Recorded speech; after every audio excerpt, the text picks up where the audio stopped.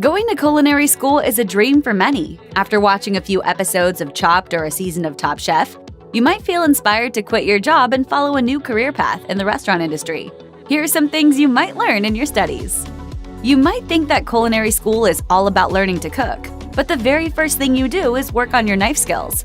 Cutting ingredients down to size is all about getting them to cook evenly. If you try to roast huge chunks of potatoes alongside tiny pieces of garlic, the latter will burn before the former cooks through. So how do you cut oblong, tube-shaped carrots and weirdly shaped onion layers into the same shape as a round potato? Practice. Once you get the hang of it, you start to like making everything nice and even. If your vegetables are chopped haphazardly, they won't have a great presentation. And culinary instructors know that we eat with our eyes first.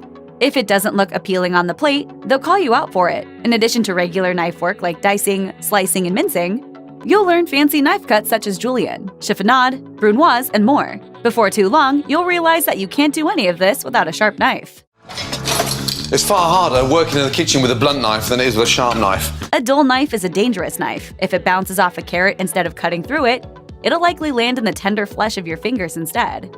Luckily, learning how to sharpen a knife is another benefit of a culinary education. Once you start cooking, most schools begin with broth and stock, the essential building blocks of creating flavorful food. Starting here also requires you to learn one of the most fundamental lessons in cooking: patience. There are all kinds of rules in culinary school broth. You have to simmer it for hours, but never let it boil. Skim the scum and excess fat from the top as you go, but never stir it. And you should uncover a broth with a lid. When you leave culinary school, you no longer have to follow the rules, and you can make stock in a pressure cooker if you like. But the lesson is ingrained in your head.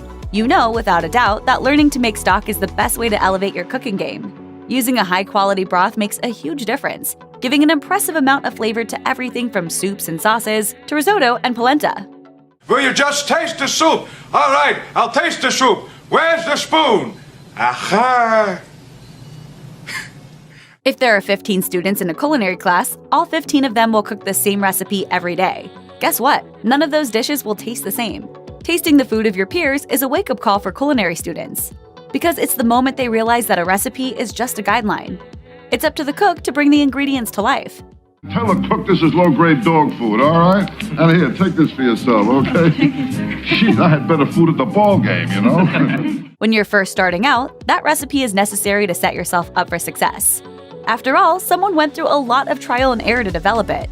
So why not learn from the mistakes of others? As you cook, you'll learn to trust your senses and pay attention to the methods used along the way. Did the recipe instruct you to start by sautéing onions in oil? That's because some ingredients take longer than others to soften. Did it have a deglazing step? An instruction to bring to a boil, reduce to a simmer? Take note of these methods and understand how they're useful in creating the finished meal.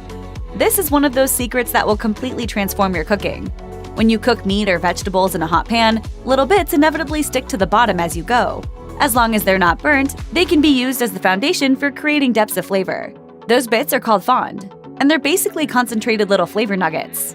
What's happening here is something called the Maillard reaction, a chemical reaction that happens when amino acids and sugars are exposed to heat.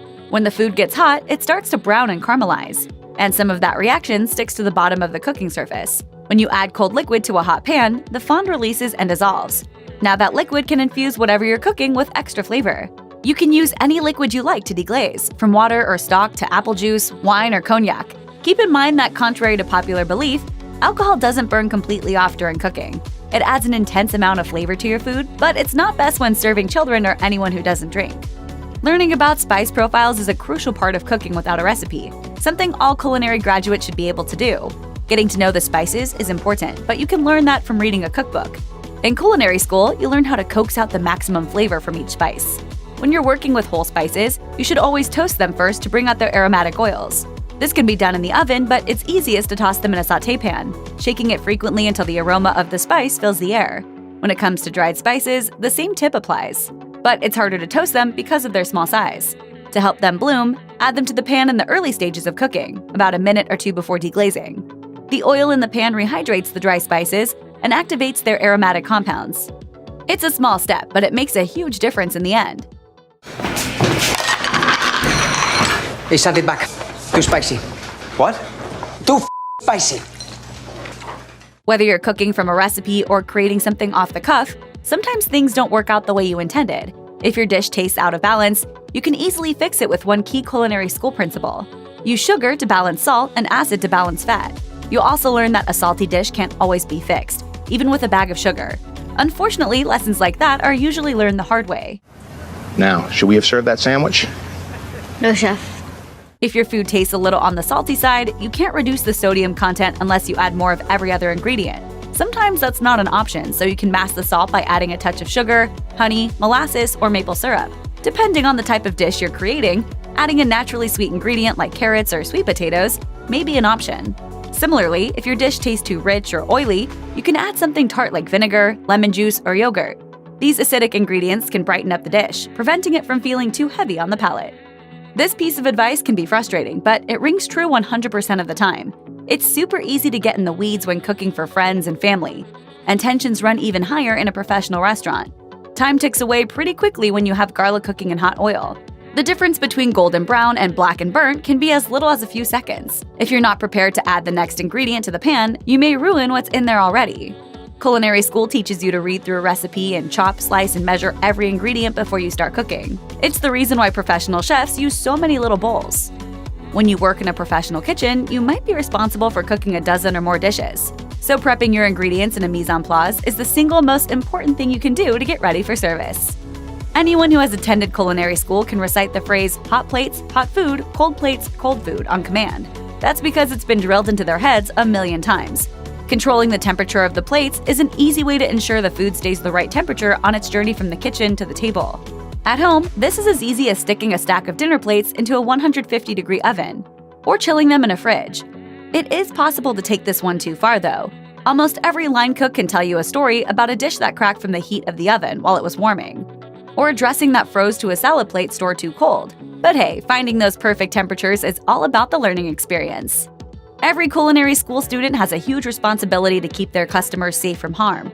That's easy to do when you cook something like a steak. Hit the USDA Safe Minimum Internal Cooking Temperatures, and you've met your responsibility. When it comes to prepping those large batch items that will be reheated later, things get a little trickier. Part of culinary education is learning about the danger zone, a temperature range of 40 degrees to 140 degrees Fahrenheit, where bacteria can double in number in as little as 20 minutes. When you cook a 5-gallon batch of soup in a restaurant, it can reach temperatures as high as 212 degrees. If you threw the whole pot into the refrigerator as is, it would take hours to cool down, sitting in the danger zone long enough to become problematic. You can't exactly drop ice cubes in the thing, or it will dilute the flavors, so you have to learn techniques for rapid cooling. Since you probably don't have restaurant equipment at home, you can divide the soup into several shallow metal pans to help it cool down more quickly. Although culinary students take nutrition classes, most of the food you learn to cook in school isn't necessarily focused on health. It's all about flavor, flavor, flavor, and using fat is a great way to get there. When Anthony Bourdain appeared on the Oprah Winfrey Show, he spilled the beans about how much butter goes into everything. It is usually the first thing and the last thing in just about every pan. Fat has a purpose, though, and butter is not the only way to get there. The secret to mellowing out sauces, giving soups a rich finish, and creating mashed potatoes with beautiful consistency? Fats like oil, heavy cream, avocado, eggs, and cheese. That's because fat helps carry all the other flavors. It's an essential component to creating a balanced dish, so you can't be afraid of using a lot of it. Culinary students learn why it's important to cook several days' worth of soups and sauces at once, along with other recipes that reheat easily. It not only saves time, but it also makes the food taste better. In culinary school, you learn why leftovers often taste better the next day. The flavors get to come together and meld. It doesn't work with all foods, though. Pre-dressed salads will be soggy and sad the next day because the acid in the dressing breaks down the greens. You don't win friends with salad. The quality of some cooked food decreases over time, too. A medium-rare steak would likely overcook when you reheat it the next day, becoming dry and tough. And fried foods can never get as crispy as they were on day one. But if you're making things like soups, stews, curries, bean dishes, sauces, or braises, it doesn't hurt to make them a day in advance.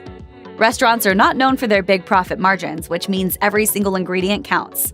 So if you're not using vegetable tops to make stock, grinding steak trimmings for your hamburgers, or turning food close to its expiration date into soup, you may as well be throwing money into the garbage. Luckily, they teach you how to do all of that in culinary school. This is also something that's easy to be mindful of in your home kitchen. Grab a few zip-top bags and start a freezer stockpile of chicken parts and vegetable scraps. When you've got enough, whip up a batch of homemade chicken stock. Check out one of our newest videos right here, plus even more MASH videos about cooking are coming soon. Subscribe to our YouTube channel and hit the bell so you don't miss a single one.